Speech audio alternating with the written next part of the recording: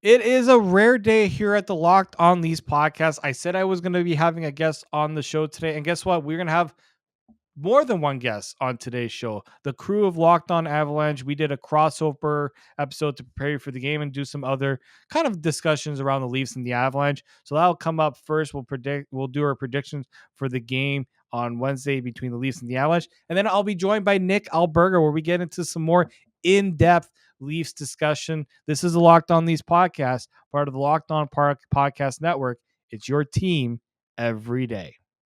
You're Locked On Maple Leafs, your daily podcast on the Toronto Maple Leafs. Part of the Locked On Podcast Network. Your team every day.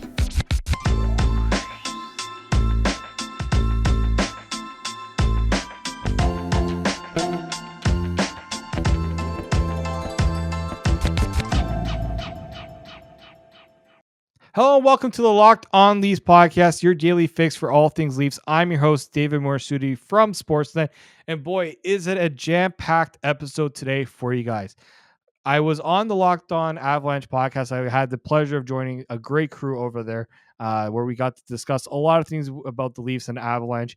I did condense part of that conversation I had with them to bring it onto our show today. So if you want to listen to the extended version, I'll put the link to that episode in the description. You can go listen to the more extended version, but we get to the more important things, which is the game against the Colorado Avalanche. Plus, we also go through some stuff talking about Auston Matthews and give our predictions for the game as well.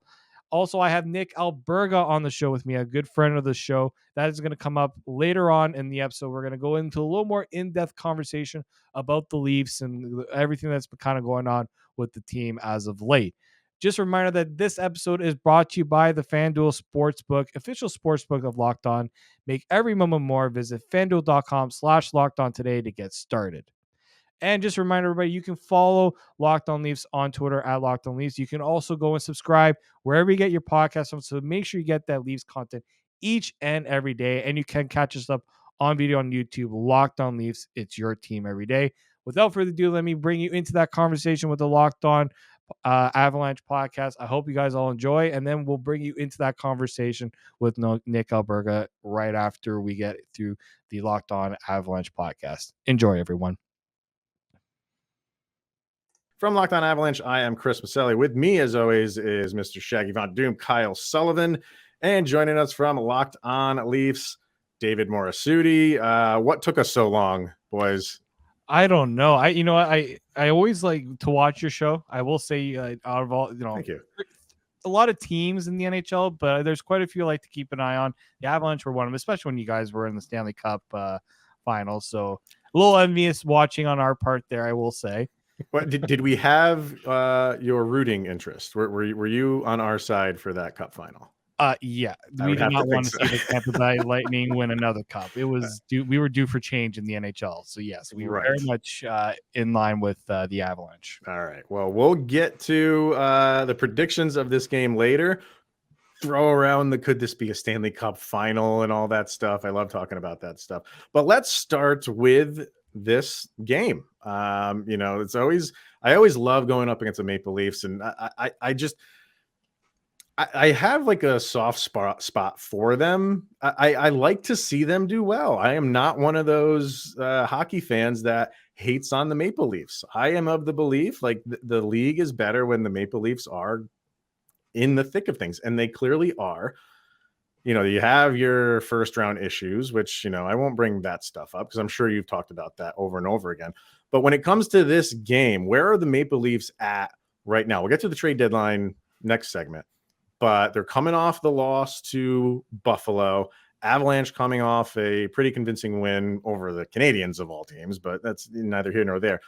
Where is Toronto heading into this game with the Avalanche? Guys, have you ever had a team pretty much have their spot in the division locked up in November? That's kind of where the Leafs are right now. They have been stuck second in the Atlantic Division since November. And if you ask a lot of Leafs fans, they pretty much are just like, we're waiting for the playoffs because second place, third place, whatever it is, that's what everyone is expecting. That's what everyone's expecting, that Leafs Lightning first round. So it feels like right now it's a crawl to the playoffs right now. You know, the Leafs making all these moves at the deadline. They're working in a bunch of new guys. Ryan O'Reilly gets hurt, and you guys know a lot about Ryan O'Reilly over there. Mm-hmm. And it's been a very weird time. It's been a lot of, I would call it the experimenting period with Sheldon Keefe and this lineup. Obviously, the loss in the Sabres, it was another game of the 11 forward, 7 defensemen experiment that the Leafs have not really done far too often. Again, copying the Lightning for some strange reason in that regard. But Sheldon Keefe is just trying to keep as many guys fresh, especially on the back end. The Leafs have 8-9 defensemen that they could play on any given night. Unfortunately, you can't play that main defenseman in the NHL. The most usually teams will try to do is 7. It's funny enough, there's been like throw around of do Leafs put up a lineup with 8 defensemen out there, and I'm just like, no, 11-7 is radical enough. But yeah, it's been just a bit of a just trying to get guys into a bit of a rhythm, or just trying to get guys fresh. Matt Murray is just 3 games back from his long injury stint, one of his many of the season. So it's just been a weird period where guys are trying to gel together. So many lineup changes have been made, and getting ready to play the Tampa Bay Lightning. It's been that's been the team since November, right? Yeah. Like that's what everybody's heading for. That's what people have hated about this. That's why the biggest proponents of about changing the playoff format have been those in the Atlantic Division, because it's likely going to be this way for a little bit. Wow. And funny enough, if you went with the traditional 1v8 format, yeah, Leafs and Lightning still play each other. And a lot of like the changes in the standings, most likely Leafs Lightning play each other. So it's just these guys are married to play with each other. It's we're just waiting for it. We're not even going to mention any other teams in first round matchup potentials. It's already a month long. Going to be a month long preview for that series. And that was something I was very curious about, because last year on the Avalanche Cup run, we kind of considered the last 20 games, quote unquote, garbage time. Like everything's locked up. You're just ready to get there and flip that switch. It's playoff mode. For the Leafs to be there since, you said, practically November. And we know the first round thing. We get it. How worried are Leaf fans with being in this kind of cruise control autopilot for so long, knowing your opponent in and out? You're watching your opponent night in, night out. How worried are you about flipping that switch and taking that momentum into the playoffs? You've been playing at a consistent level for so long, and you're dropping games to Buffalo, and you're having your great games and you're not so great. Do you feel like the Leafs can make that step up when you get to that point? If you ask a lot of Leafs fans, they don't really feel that way after watching what Tampa did to them last year. It's a weird kind of period for this team, because they're going to have to eventually flip a switch at some point. I guess the one thing that they do have that they can still play for is that home ice advantage. That was kind of the big thing for them in that final stretch last year, was just making sure you finish second and you give yourself as good of a chance to beat Tampa in that first round, which means getting that first that home ice in the first round. It's really tough because last year kind of felt that way. Auston Matthews individually had something to play for when he was trying to get to 60 goals and trying to set those records. So there was a bit of like that to watch. This year, it just feels like when you see a typical Leafs loss, which is you play a team that lower in the standings. All right, this is a good chance to establish your dominance, what you are as an NHL team, and then you blow a lead to the Sabres and you allow them to score 4 unanswered goals, or you lose to the Arizona Coyotes. Like I had Nick Alberga on. He does another Leafs show, and he's just like, these games mean nothing in the grand scheme of things. They really don't mean much, but because of where the Leafs are right now, everything is being under such a microscope, and we know the microscope in Toronto is not small; it is massive. And that's what makes it tough, is that there's really not that much to play for. There's not any player that's trying to establish, an NHL record of any sort or anything like that. So right now, the only thing the Leafs have going for them is they have this period to experiment with the new guys that they brought in and do those sort of things. So there is that thought process there. They're not under as much pressure to win so they can have that time to gel, to kind of move things around and see what works and what doesn't work. That's the benefit of the situation tonight, but that's really the only benefit of it right now. Losing to teams that they should beat. Where have I heard that, Kyle? Not here. Definitely not here. What's the, going into this game, you're always looking for like weaknesses for kind of like the good teams. You know what I mean? So as for, for Colorado, they're although their power play is in the top 10 right now, and they were 3 for 3 against Montreal, but that is Montreal. Let's get real, right? The worst penalty kill in the league.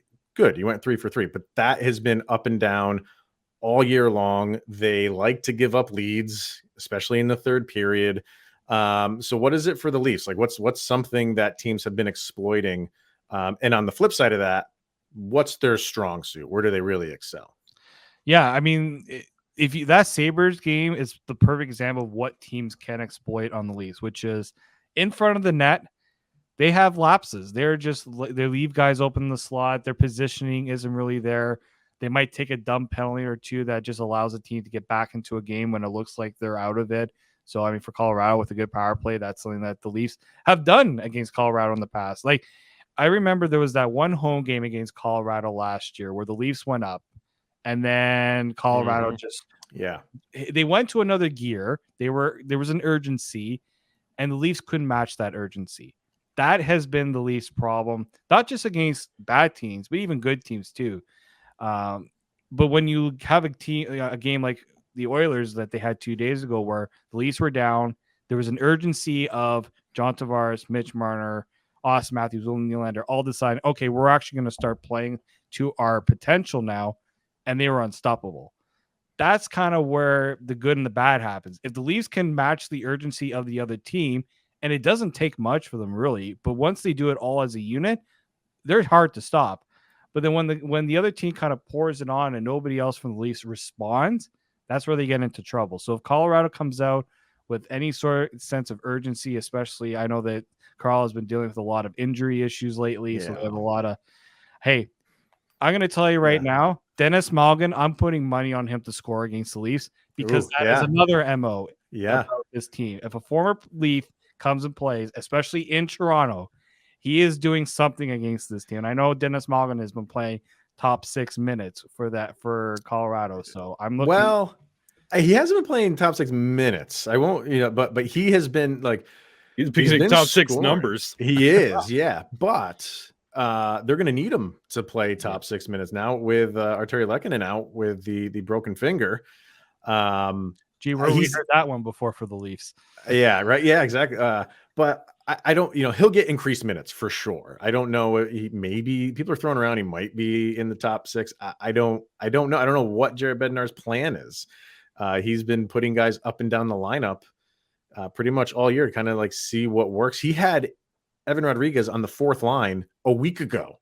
Yeah. And I think the game against Arizona, he had him on the top line, or maybe maybe just the last game against Montreal, he had him on the top line to just see what's working and what's not working. So could he be on that second line? Talking about Malgin, sure, but I think it's a perfect storm for him because even if he's just been the average player, going up against your former team, you're gonna get up, and he's been hot lately, so he's itching to hit the ice in this game, I feel. Definitely. Oh, definitely. Oh, he's definitely itching. And even Evan Rodriguez, you bring his name up. He had spent a cup of coffee here in Toronto at one point, and the Leafs actually looked at trying to bring him in. So he's probably another guy that's going to try to come up big against Leafs. He's done it in the past. So it's those guys that sometimes get the Leafs in trouble. They'll focus on the McKinnons, the Rantanens, the Makars, but then it's those other guys that sort of find their way because they play a style that might be different than what the Leafs play, and it gives them fits sometimes. I will admit. All right, you going? Go ahead. No, him bringing up former Leafs, like that was Naz's MO every time we visited, and it's one of those things that you hope the Avalanche are deep enough, even with the injuries, that if you are taking out the Mikos and the Nates, that you will see the stepping up. That hasn't happened too much for the Avalanche in probably the past month, but this game is prime for somebody to step up that you usually don't see. Yeah. So, all right. Let's hear from FanDuel, and then we'll get into kind of the trade season, which was night and day between these two teams. So, first we got FanDuel, and we are way beyond the halfway point of the NBA season. We got the conclusion coming up of the NBA season, especially the NHL season, and of course the NCAA tournament is here. So now's the perfect time to download FanDuel, America's #1 sportsbook, because new customers get that no sweat first bet up to $1,000. That's bonus bets back if your first bet doesn't win. Just download the FanDuel Sportsbook app. It's safe, secure, and super easy to use. Then you can bet on everything from the money line, 2-point scores, and 3-pointers drained. Do you have a bracket filled out? I do not have a bracket filled out yet, but I will try. I do. It's going to be tough. I haven't never ever gone a really good bracket before, but I think this year. Who has? I know. Yeah, pretty much. Who do you think you're going with without even looking at the matchups? Do you have a favorite? Oh, man. You're on the spot now. I know. We're holding you to it. There's so many guys, so many teams. I'm looking at the Big 12. So I'm thinking like maybe Kansas. Can't go wrong with it in Kansas, right? Yeah, like Kansas, and I don't think I could do Texas. They've broken my heart before in the past. Yeah, it's what they do. I'm with you on that. Yeah, I do have Kansas in the Final Four though. So as do I. You can take that for what it's worth, which is absolutely nothing. So plus FanDuel even lets you combine your bets for a chance at a bigger payout with the same game parlay. So don't miss a chance to get your no sweat first bet for up to $1,000 in bonus bets when you go to FanDuel.com/locked-on. That's FanDuel.com/locked-on to learn more and make every moment more with FanDuel, an official sports betting partner of the NBA. All right, sir. So let's get to, before we get to predictions for this game. I love the offseason as much as the regular season. I love just wheeling and dealing and free agents and signings and all that stuff. I love seeing, in another life, I was a GM that knows nothing about it. But the Auston Matthews one is going to be fascinating. That is going to be like, LeBron James taking my talents to South Beach, like an off season. And for, once the season is over, Nathan MacKinnon then becomes the highest paid player in the league. I don't think that's going to last too long because for a number of reasons. One, during next year, that's Auston Matthews' final year of this deal that he's in. And you would have to think that after that year, the cap is going to go up. And not only that, the Leafs are and other teams are going to be prepared to throw kind of ungodly money at him. So a lot of people were thinking for Nathan MacKinnon, would the Avalanche go to $13-14 million for him? I wasn't going that high. I was going up to 13. I would have gone that high. And they got to 12.6. All right. So they approached that. I think Matthews, because of the reasons I kind of just said, is going to, overcome that amount. Is this a done thing? Like, are you confident he is remaining with the Leafs, or in the back of your head, are you feeling like there is going to be a team that just throws everything at him? And could that team be Arizona? How tied to home is he? I was waiting for that. I was waiting for the Arizona thing because somebody at one point, there was a Toronto media member that brought up a doomsday clock for Auston Matthews. Went to Arizona. Are they going to build that with the whole new arena? So is Auston Matthews going to have to pay for that new arena in Arizona with that brand new deal that he's going to get? So when the Leafs approached Auston Matthews with a contract extension, when he initially signed his deal in 2019, they wanted to get 8 years from Auston Matthews. They only got 5. And the reason why they only got 5 was because Auston Matthews started, apparently, according to Elliot Friedman, that number was closer to 14 when they went for that 8-year deal. Because Auston Matthews, like some smart and like a smart athlete would do, I feel like more NHL players should do this. realizing that the cap is going to go up, which, well, I mean, this was pre-pandemic, COVID-19 pandemic. We didn't realize a flat cap was coming, but the cap will eventually go up.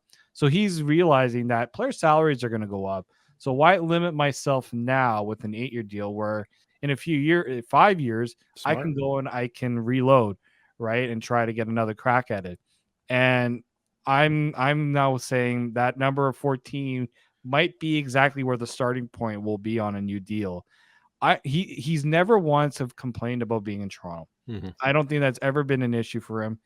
You know, the marketing opportunities, the money he is making on the offside of because he is a star in Toronto, I think that has made him realize that it doesn't make sense for him to leave. The team is still good. He stays, the team is still going to be good. It's very similar to the Nathan McKinnon situation in that regard when it comes to the roster.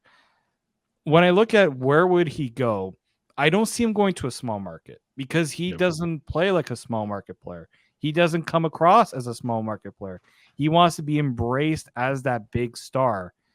And how many teams will be able to really offer that to him? Somebody brought up the New York Rangers. Yeah, potentially. I don't know what their cap situation is going to be like, but that's a team. Like if there's a team I'm worried about, it could be New York and it could be LA. Yeah. Because those are the two big markets that can offer Auston Matthews the world and then some on top of what he is making as a hockey player.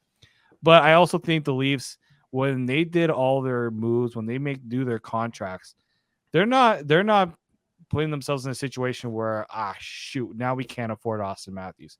Right. You know, there's kind of a strategy there in that regard. Some Leaf fans are also wondering, do they leave themselves a potential window where if maybe Auston Matthews isn't on the table, is Connor McDavid on the table? You know, whoa, right? There's been that thought process of Connor McDavid. There's some thought that maybe he wasn't happy that Toronto didn't get him because they were within that lottery range that the Oilers were.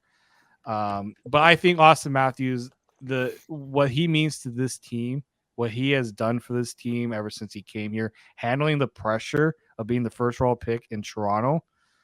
Like there's a reason why a lot of Leafs fans are worried because the Leafs have not had a star of Auston Matthews quality in a really long time. No. And to lose that to another team and just for nothing as well, that would be like catastrophic, not just for the Leafs, I think for the league in that regard, to not have a premier star player on a premier market like Toronto. It's true. That's true. Yeah, that's something that Connor McDavid filling in the absence and Auston Matthews going to LA scenario is something I've heard a couple places, and the more you think about it, Toronto, with everything going on this season, you're going to really have to sit Auston Matthews down and really have to make a lot of promises that you are going to get a cup here, and I will show you how, because he could find that with a cup. LA's already they have their leg up on rebuilding and putting a team together, and they can make a sales pitch a lot quicker. And we were talking, Chris brought up all the red of the UFAs that are coming up for the Leafs. You're really going to have to put together a really good sales pitch. Like, I know it's comfort, it's home, Justin Bieber, the whole 9 yards, but LA, you could get that too. And my goodness, you can. The NHL wants America, like the United States, to really have a face of hockey, and they will put him all over ESPN in LA and have a field day with Auston Matthews in a King sweater. I agree with you, Kyle. Like I bring up I bring up Arizona because you're going to hear that nonstop. I think Arizona is a couple years behind in, like, if it was the perfect storm of this massive arena and this city that we're going to build, if that was finished the year that was, his free agency offseason, then you can throw that at him and be like we built this for you, basically, and come here. But the LA thing I think is going to be intriguing because you don't have to go completely home. If that pulls on you, you can go close to home. LA is close to Arizona. I wasn't that great in history, but I know where those two things are on the map, and they're pretty close to each other. Yep. So that maybe does make some sense if he wanted to go home, like kind of, like the whole Johnny Hockey thing where, he wanted to get at Calgary and he's not home, but he's closer and he's happy about that. So I'll say this though. I don't think he's going anywhere. I think everything that you laid out, David, is exactly like why he stays. And I feel like he's one of those guys like Sidney Crosby, like Nathan McKinnon is becoming, being loyal to the team that drafted you and put everything behind you to be what you've become. So I feel like there's like loyalty there. Maybe the Arizona/LA thing happens in the end when he's got a couple years left and he just goes home and, throws on a Coyotes jersey to help the home team out. Maybe that happens, but I think he's cashing in right where he's at. And I'll say this too about you talked about guys wanting to stay in Toronto. Like John Tavares, if you think John Tavares' next contract is going to be in the double digits, he's going to stay with Toronto, I think, for the rest of his career. He's come home. He loves it. His family's here. I don't see how he doesn't take the discount. Now, he's not going to do what Mark Giordano did and take $800,000. But I do think if it's Kyle Dubas at that point tells him, we want to build and we want to make sure that this team can stay together, John Tavares will take less money to do it. I think he will do that. He's now made his big contract. He's been the big free agent. Now it's all about for him to win a cup. That's what he wants to do now. So, and the only other player I would be worried about is Mitch Marner, because he wanted to be paid like Auston Matthews and John Tavares. He didn't want to get left behind.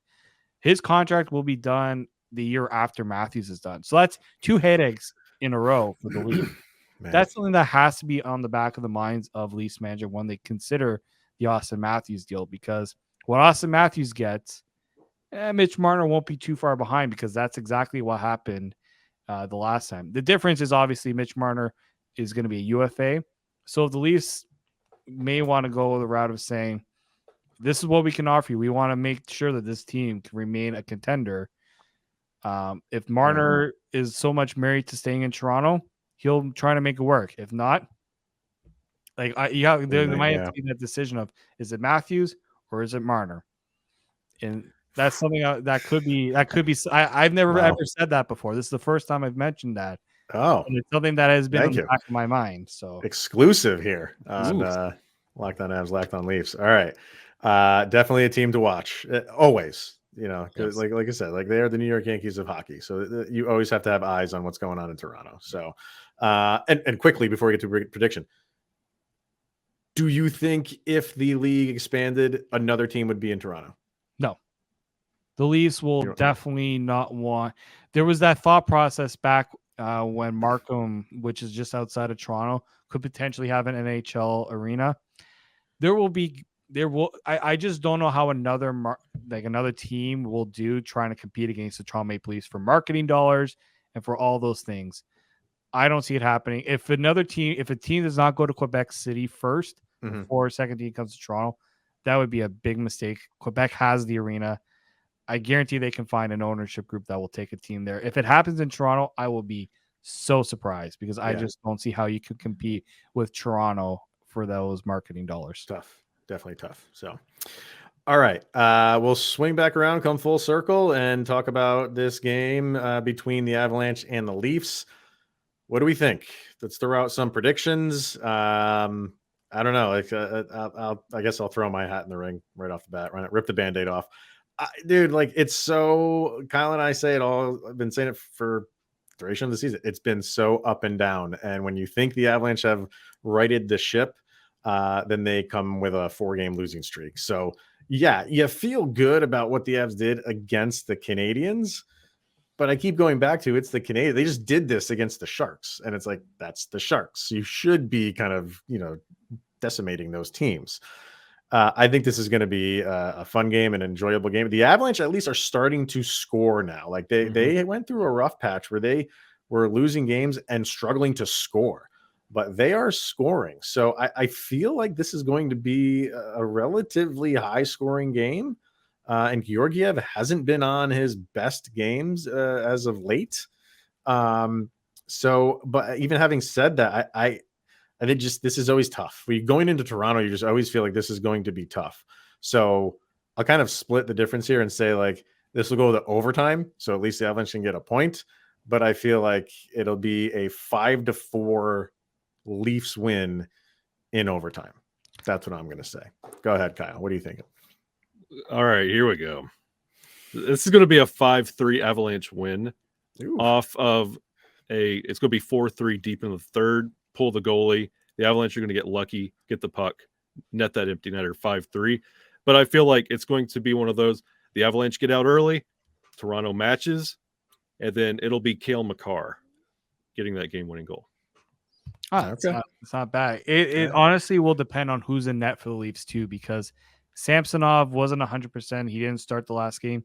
He is a much better goaltender at home. So if it's Samsonov in net, I do think goals will be scored because the Avalanche do have that firepower. I don't know if it's going to be that many goals. But if it's Matt Murray, 4 goals has kind of been the pattern for him since he's come back from his injury. So I'm going to go with, they're coming off that tough loss against Buffalo. I think they're going to try another reason why they might be. Yeah. Yeah. Okay, I think go ahead. And a good team, they're going to try. This is a measuring stick game for the Leafs. I'm going to reverse Kyle's score. I'm going to say the Leafs will win this one 5-3 in a similar kind of result. Okay. So we got one outright Av win, one outright Leaf win, and I'm going overtime. So nobody kills me. All right. So that'll wrap it up. This is going to be a fun one. I always like when they go up against Toronto. So David, thank you for doing this. And we'll have to do it again because you are actually one half of Locked On Leafs, but your partner in crime is away on a vacation right now. So yeah, he's going to be kicking himself that he loves doing the crossovers. He'll be kicking himself a little bit that he missed this one. You know what? Then we should never do one again. So he missed out on his one and only opportunity. That's it. No, doors closed. Yeah. Hey, maybe in the Stanley Cup final. Oh, hey now. I'm going to leave it at that. All right, everybody. Thank you for tuning in, making it your first listen of the day. That's always appreciated. I want to thank the Locked On Avalanche podcast for having me on for doing a crossover episode. It was a lot of fun to do that. So many thanks to my home. It'll be a very, very interesting game on Wednesday night. Now I'm going to bring on Nick Alberga. We're going to discuss more about the Leafs, give more in-depth about everything happening with the team right now. So let me bring on Nick. But before I do, I want to bring up another one of today's show sponsored, and that is Athletic Greens. It is a product that I use every day. With one delicious scoop, I am consuming many healthy, high-quality vitamins. 75 to be particular. 75 high-quality vitamins, minerals, whole food source superfoods, probiotics, and adaptogens to help start my day right. This special blend of ingredients supports gut health, nervous system, immune system, energy, recovery, focus, aging, all of those things. I'm somebody that likes simplicity in his life. I wanted to get a little more energy in my life, help my digestion, a lot of other things that maybe some other multivitamins are not helping me with. And that is something that I really like about AG1. It is one scoop. I'm getting everything that I need. Tons of people take all kinds of multivitamin, and it's important to choose one with high quality ingredients that your body will actually absorb. AG1 is a micro habit with big benefits. It's the one thing you can do every single day to take care of yourself. Your subscription also comes with a 1-year supply of vitamin D, which is so important to add in these winter months. So make sure you go and get that along with the your subscription of AG1. Athletic Greens was created when the founder experienced a ton of gut health issues and ended up on a complicated supplement routine to recover. It cost him about $100 a day. He created Athletic Greens after experiencing how difficult it was to create an optimal nutrition routine on your own. Right now, it's your time to reclaim your health and arm your immune system with convenient daily nutrition. It's just one scoop in a cup of water every day. That's it. No need for a million different pills and supplements to look out for your health. To make it easy, Athletic Greens is going to give you a free 1-year supply of immune-supporting vitamin D and 5 free trial packs with your first purchase. All you have to do is visit athleticgreens.com/NHL network. Again, that's athleticgreens.com/NHL network. Take ownership over your health and pick up the ultimate daily nutritional insurance. Hello and welcome to the Locked On Leafs podcast, your daily fix for all things Leafs. I'm your host, David Morassutti from Sportsnet, and proud to be joined by a good friend of the show, Nick Alberga. He is the host of the Leafs Morning Take with the Nation Network, a writer for the Leafs Nation and Daily Faceoff, and he also hosts the NHL Fantasy on Ice podcast. Nick, thank you very much for joining us. Paisan, ¿cómo está? What's up, buddy? Oh, How are you? still planning, man. I'm glad that, you know what, like there's few people I always, when Mike's not here, I always try to reach out to, and you're like number one on the list. And I'm glad that you were able to join me. It's great to have you here. I appreciate that. Such an exciting time of year to talk about the Leafs. We get closer and closer to the Stanley Cup playoffs. Got the Matthew Nyes conversation, got the Avalanche in town. It couldn't be a better time right now. Oh, it couldn't be. And just like you were, you and Jay Rosehill doing your show 5 days a week, just like we are. It's like, I don't call us competition, I call us friends. Yeah. In this space, because as I found out, you can never have too much Leafs content. So I always watch your show because I need some of that info you guys put out there. You and Jay have done such a great job since he's joined the show. Thanks very much. Yeah, we echo those sentiments, and I couldn't agree more. Like, even shout out to the Steve Dangle Podcast Network. I think they're, well, obviously, we go toe to toe sometimes. It's one of those things where it's like there's just so much space out there, and there's people who are going to like you, people who are not going to like you, and I just want to give them an alternative or sort of a different way to go. I mean, so I think it's fantastic. And you've worked with, this is not the first time you've ever done shows with a former NHLer. You've done it many times before, but to have one as a former Leaf, as someone who is in the market doing it all the time, like with Jay, how does that kind of help you guys and try to understand everything going on in this crazy world we call Leafland? It's pretty funny because, like, I think we've gelled from day one when we were put together. I won't I won't lie, I was kind of skeptical. Here's Jay Rosehill, former Toronto Maple Leaf, known for his fighting habits as opposed to actually doing much substantially on the ice. He would laugh at that, but, like, you know what I mean? Like, I didn't know how it was going to work out, man, but I can see why he was really, really liked in the room. Even talking to some guys that he's played with and doing interviews with some guys. We had Luke Shannon a couple months ago. We hope to have him on in the next couple weeks again. Like, he's just a consummate pro. He gets it. He's one of the boys. It's been so simple and so easy. And to your point, like, I told Jay this when he started. I gave him a call. I said, hey, I'm honored, looking forward to working with you. Bottom line, you're the former player. You played in this league. You played at a high level. I can never speak to that. So just speak from the heart and tell us what you know and what you've learned. And pretty much since then, we've taken off here. Yeah, you guys definitely have. I just want to tell our audience here that if you haven't watched their show, please do go and do that. They actually have their own YouTube page. They always are putting out great content. My favorite one has to be when Jay called out Justin Hall after the Oilers game and pretty much said that, for a guy that, all of a sudden just decided to be physical, he kind of chose a convenient time just before the trade deadline. And I loved it because Jay could do it as a former player because he can kind of see it from a player's eyes. If we do it, if like I were to do it, people are just like, oh, you don't know anything. You've never played the game. I said, well, Jay Rosehill's played the game and he's done exactly what Justin Hall's done. So I always found like stuff like that, just it's something I crave. I always crave things like that.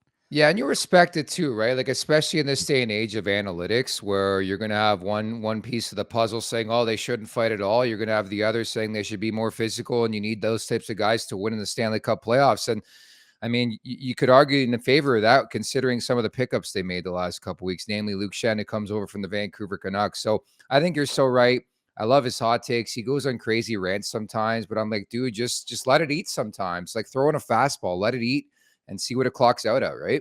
Yeah, definitely. And what a time too, because the Leafs were the busiest team at the trade deadline. They made so many changes. And when you looked at how this team has responded to those trades, what have you made of the last few weeks since the trade deadline? It's just really tough because these moves are made for the Stanley Cup playoffs. And I know every time this team loses, the latest being the loss to Buffalo, it's like the sky is falling. It's the same post loss, like, conversation and rhetoric in this market. I can't stand it. But I think in the long run, it will be beneficial. It will work out. The unfortunate part, again, they're playing Tampa, they're playing Vasilevsky, they're playing Hedman, Kucherov, Point, Stamkos. There's so many gamers on that roster. It's just so unfortunate. And I'm not sitting here making excuses, but I think at the very least, Kyle Dubas has put this team in position to be successful, not only for a round against Tampa, but in general, to be successful in the Stanley Cup playoffs. And quite frankly, that's all you can pretty much ask for. The onus is now firmly on the players, right? You look at that roster. I think it's safe to say if they can't get past the first round, there's going to be substantial trade and change, I should say. And the next card will be a trade, whether Kyle Dubas is here to make that trade or somebody else. That's the next card to play because they've tried everything else. So at the very least, I think they put them in a really, really good position. I really like the pickups. I love the O'Reilly pickup from a matchup point of view. That's going to be massive when you have Matthews, when you have JT, when you have potentially O'Reilly 1, 2, 3 up the middle. That is scary even for a team like Tampa. And I love some of the vets they brought in, the Charger type guys, I like to call them, guys like Nola Chari. Luke Shen, I think, is going to play a role certainly moving forward on this team. So you can't help but be optimistic. But having said that, we all know what's transpired like the last 2 decades here, sadly. Yeah, that's the unfortunate part is we kind of know that the regular season doesn't really mean much. And I had so many friends they said, I'm checked out until the playoffs. I'm not going to really care too much. Then the O'Reilly trade happened. Then it was almost like, okay, maybe my interest has been piqued just a little bit here. But when you look at everything that's come about ever since the trade deadline, the big conversation probably has been around the lineup and how the fact that Sheldon Keefe has continually used an 11-7 lineup. So 11 forwards, 7 defensemen. I get the rationale that Sheldon Keefe is using here when he says he wants to keep guys fresh. Yeah. He doesn't want to have too many guys sitting in the press box. When you have 8 defensemen, I kind of understand that. But and I listened to your podcast today, listen to Jay talking about how as a player there's always an adjustment made. Do you feel like that's too much of an adjustment for players to have to make, especially even the coaching staff, or, this is the point of the season where you have to try these sort of things? It's experimentation time, and it has been that way since like mid-December. Personally, I think people are making way too much of this, and it's probably just a byproduct of nothing else to talk about with 15 games or 16 games remaining in the regular season, yet here we are. Because remember talking about 11-7 like 2 months ago. For starters, Tampa's deployed this type of configuration a lot in this dynasty run. The Islanders have done it. A lot of teams have done it. Additionally, when you have 9 defensemen on your roster, I guess 8, because Connor Timmins hasn't played since February 24th, you have to find a way to tinker, see what works, what doesn't, look at some pairings. And I think that's exactly what they're seeing. And then my other theory is that maybe they're keeping a position and they know who that 12th forward is going to be. And he's not on this team right now, and he plays at the University of Minnesota. That's just a theory. But I think at this point, they pretty much know what they have in their forwards, even without Ryan O'Reilly in the lineup. And I think it does actually make a lot of sense when you go with 9 defensemen to figure out what you have. Not to mention, again, these games don't mean much outside of the fact that you're still jockeying for playoff positioning.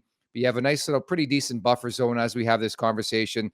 Still a game in hand on the Tampa Bay Lightning. So I have no problem with the experimental side of this whole thing, the tinkering, if you will.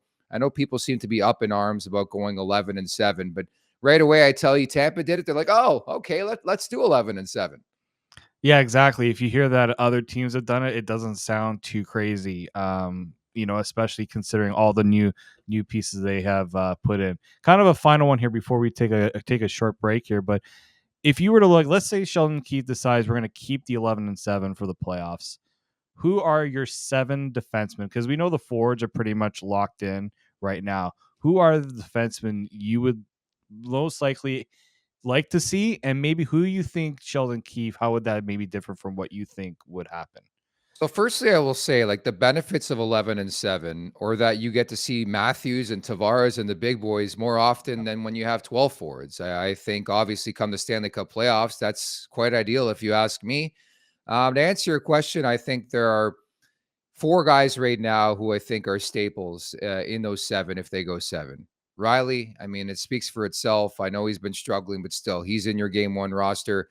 TJ Brody, Jake McCabe. And then I would throw a veteran like Mark Giordano in there, just the intangibles he brings to the table, the experience, the pedigree, and quite frankly, I think he's been pretty damn good this season. So that in lies, I guess, 3 defensemen if you want to go with 7. Justin Hull has something on this team, so he's going to be there. I don't know what it is. I'm not a fan of Justin Hull, but he's going to be there. And then Luke Shen, I think there's you don't give up a 3rd round pick or whatever it was to get Luke Shen and not play him in the Stanley Cup playoffs, especially against a team he knows very well in Tampa. He won 2 cups with them. So I think he's 6. And then, so I said Liljegren, right? Yes. So those are 6 guys right there. I'm just trying to think off the top of my head. Who am I missing? So Connor Timmins. And Gustafsson. Yeah, I'm not Eric Gustafsson. So Timmins, Gustafsson, and then yeah, that's a thing. Like, who would you have? Because I'm not crazy about Gustafsson. I think he's pretty one-dimensional. He's not great defensively. He can run a power play, but you have Morgan Riley running the first power play, no?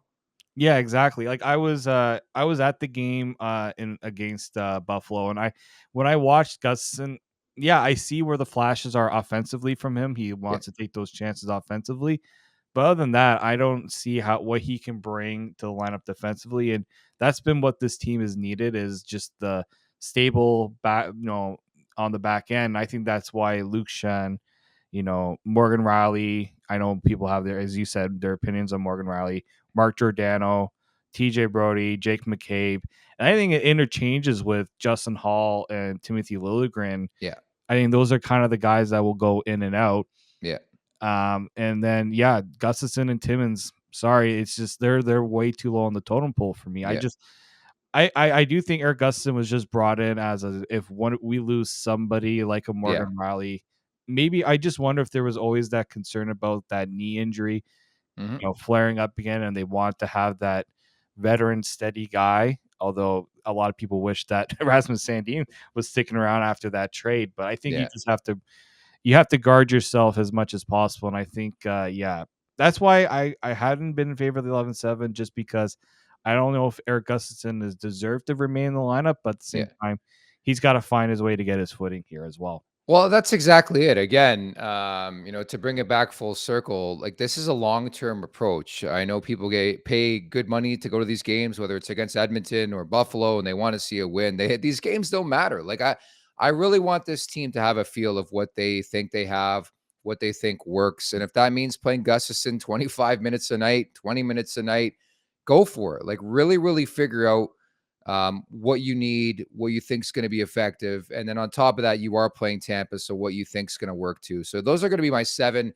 I think I'm with you on that front. Like Timmins would be out there. Gustafsson would be out. And Shen, he's got to be on that roster. Like I think ideally they're going to go with 6, but I think they really want to see what they have in 7, I guess.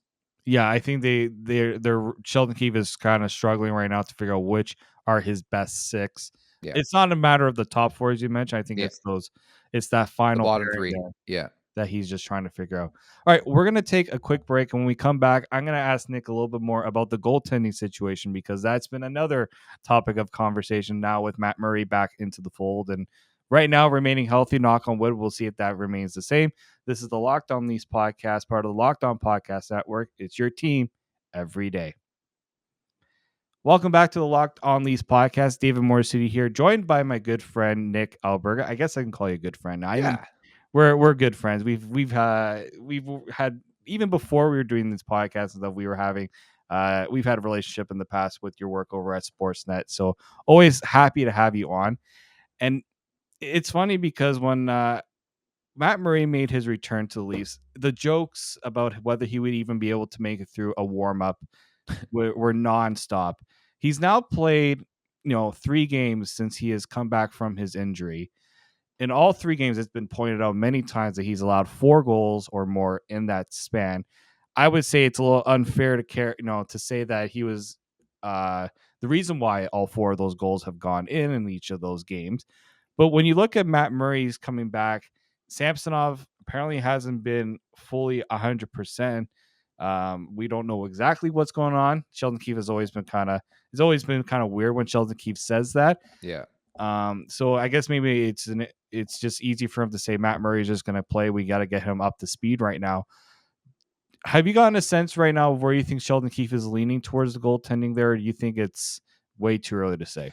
I think it's Matt Murray, man. I just have that sneaky suspicion since day one. They've had the told you so approach, and we put our life on the line, our fate in this guy, and we're going to ride with Matt Murray. He won 2 Stanley Cups 30 years ago, so let's go with him. I just have that feeling, for everything Ilya Samsonov has done, I thought there was purpose to picking up Matt Murray, and that was to be the number one guy when it matters most. And they put a lot of stock clearly in guys who have done it before in the Stanley Cup playoffs. It is a different animal, which with whatever goalie starts, they're going to have that conversation, the pedigree, the resume, the track record in the Stanley Cup playoffs. Again, I think, and it's classic Toronto, this conversation is overplayed, even on our podcast, because quite frankly, I see a very realistic scenario where both goaltenders play a lot in that series, whether it's Samsonov, whether it's Murray, hell, Joe Wall, throw him into the conversation. Like, we're going to see a lot of those guys in general. But I just have to think it's just a gut feel that they're trending towards Matt Murray being the guy. But again, the conversation should be more about who's closing the series anyways. Yeah, it really should be, because we even saw when Samsonov was in Washington, he didn't start many of their playoff series. It was kind of him and Vita Vanacek. Like, Yeah.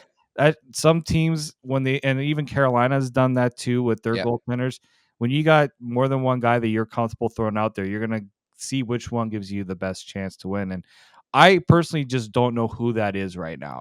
Some people will say it's Samsonov, but that's just because we've seen more of him. Yeah. Matt Murray, since he's come back, I don't think he's lost some games. He hasn't stolen games either in some cases. So I get that, but that's where I'm like, you have a month, just over a month left, about a month left in the season. Let both of them kind of show what they can do in different scenarios. They're going to have some very good teams they're going to play. They're going to get a really good sense of the sample size between the two. And health is also another thing that you have to keep in mind here. Who's the healthier one? Who's the one that's dealing with fewer issues on top of that? Luckily, they don't have to make a decision for a long period of time. And I really do truly want to see this roster the way it would look for game one. And that's assuming Ryan O'Reilly is going to be back. Maybe Matthew Nyes is in that conversation, although I don't expect him in the mix if he does sign until the last couple games of the season. But that's when I think they'll finally make the decision, at least internally. We probably won't find out till right before game one, the day before, even the day of. But I'm with you on that front. You really can't jump to conclusions. I think if you're the Leafs right now, there's a lot of racetrack ahead.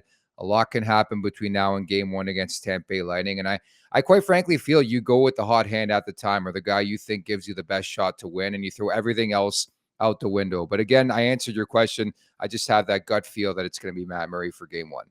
And I should note that just before we started recording, Kyle Dubas at the GM meetings did say they expect Ryan O'Reilly to be back well before the playoffs start. So I'm going to be actually on the road in Tampa, kind of getting a little bit of a scouting trip. Good. The week before, the final week of the season. Brother's bachelor party is in Tampa. Nice. Just so coincidentally means that we get to go to a Leaf game in Tampa. So hopefully that means Ryan O'Reilly will be back around that time. You get a good chance to see what Ryan O'Reilly can do against the Tampa Bay Lightning. I feel like that game could mean something depending on how both teams are trending in this final month here. The funny thing is, I think the Leafs care more about getting home ice than Tampa does, if that makes sense. Because hell, last spring, Tampa proved they can win a series against Toronto in Toronto. Yeah. So that's why, I think if Tampa was really going after home ice, you would see Vasilevsky play a lot more. I own him in fantasy hockey. I watch a lot of Lightning games. He plays 3. He sits 1. Brian Elliott's not a great backup. He does lose a lot of games. I know he won over the weekend. But I think that's another sidebar story because it's not in this market. But Andrei Vasilevsky has been very pedestrian for the last month and a half, which I think is positive news for Leafs fans. Having said that, this is the yearly swoon for the Tampa Bay Lightning. They're not really locked in. Hedman hasn't been great. Kucherov's gliding around. Stamkos has been a bit banged up. They're going to find their footing. You have to assume that, considering the body of work over the last 5 years, right? And going to 3 consecutive Stanley Cup finals. But I think if there's one positive you can grab right now is that Vasilevsky is not playing well, and the Leafs should hang on that for sure.